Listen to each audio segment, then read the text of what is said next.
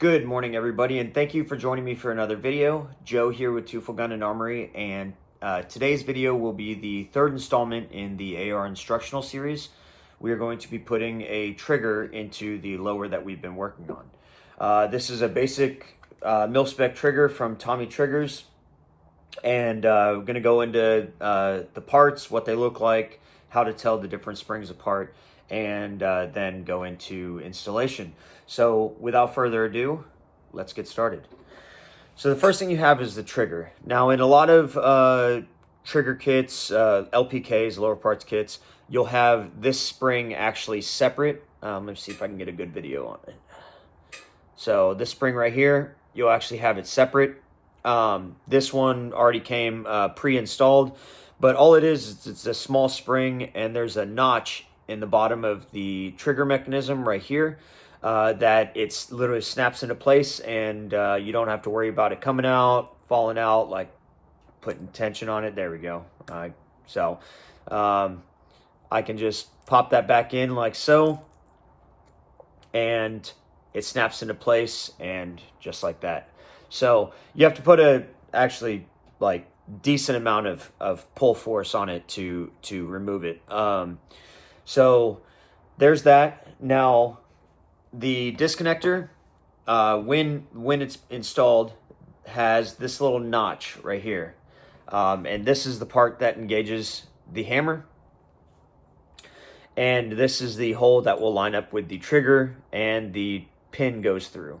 So this little notch right here goes over that spring, and as you can see, those holes line up, and then those correlate to this hole right here, which is the trigger pin hole. This one right here is the hammer pin hole. So that's how it'll sit in there. But first we got to put on these springs. This is the hammer. This will go just by itself, obviously with the spring in after, and it'll line up with that hammer pin hole right there. Then you got the pins, and then the two different springs. So the trigger spring is going to be this one that's almost bent in half. It's got an open end that goes on the bottom, and then it's got a closed end that goes against the trigger.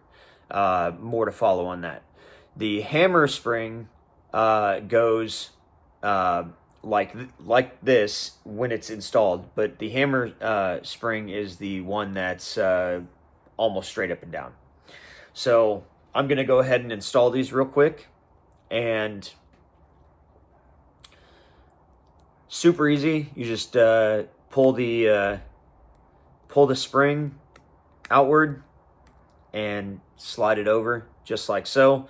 So there's your hammer spring installed.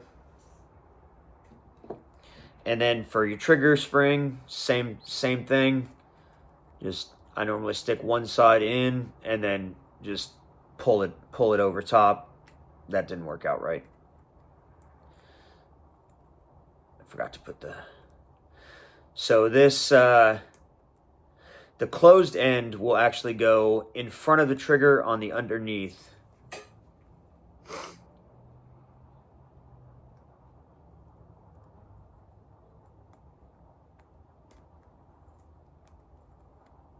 It's a little cold out here, so my hands don't want to work. Okay, just like that. So you'll have the open end to the front on the bottom, and then the closed end, like I said, up against the trigger. So now you have the disconnector that will sit just like so, and then we'll drop this into place. And what that open end will do is it will sit against the bottom of the lower receiver and provide tension on the assembly itself, as well as the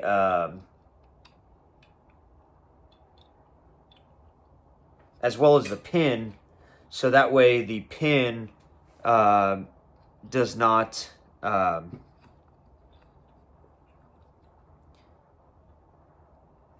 just automatically come out. So Then just got to line it up.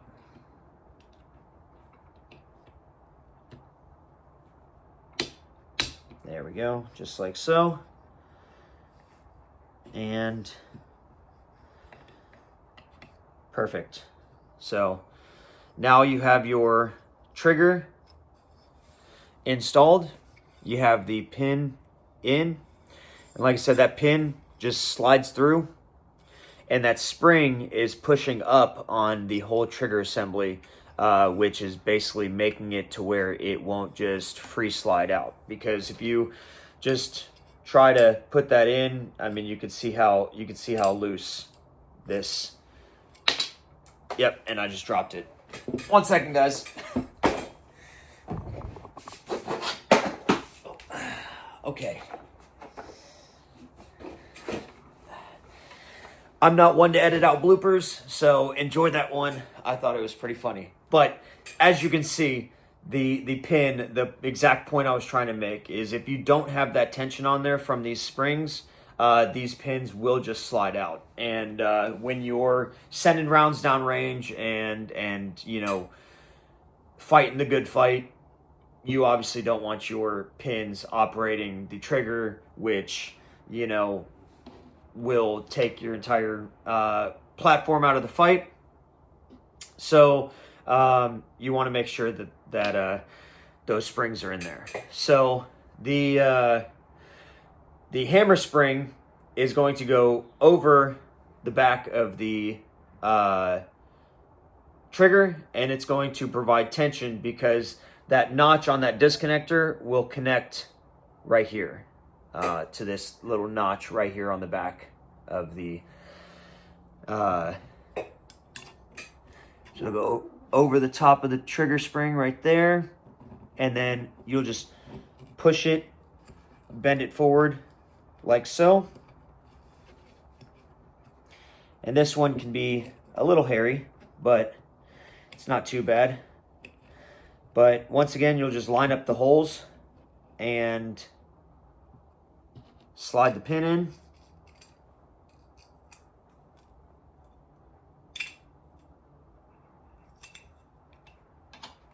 Oops.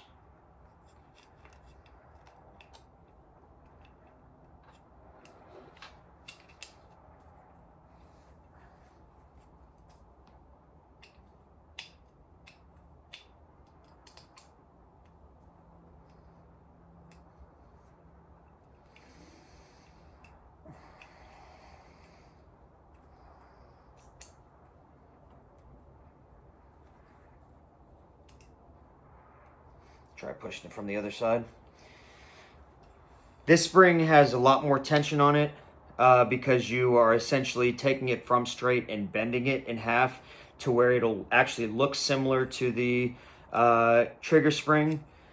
But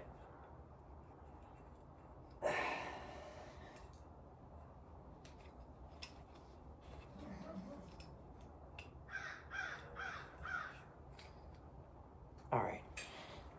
Perfect, right there.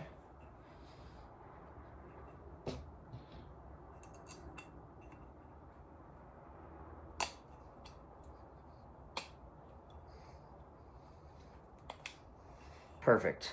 So now you have your hammer installed, and it's got that proper tension on the on that spring and therefore on that pin. And I don't want to put it down yet because we don't have the safety selector in and whatnot. That's going to be the next video, the safety selector and the grip, because they coincide with each other as far as installation. But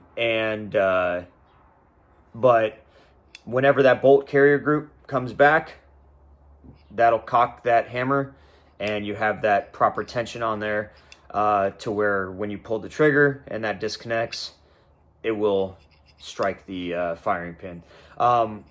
Also, side note, I really like how heavy the tension is on this hammer.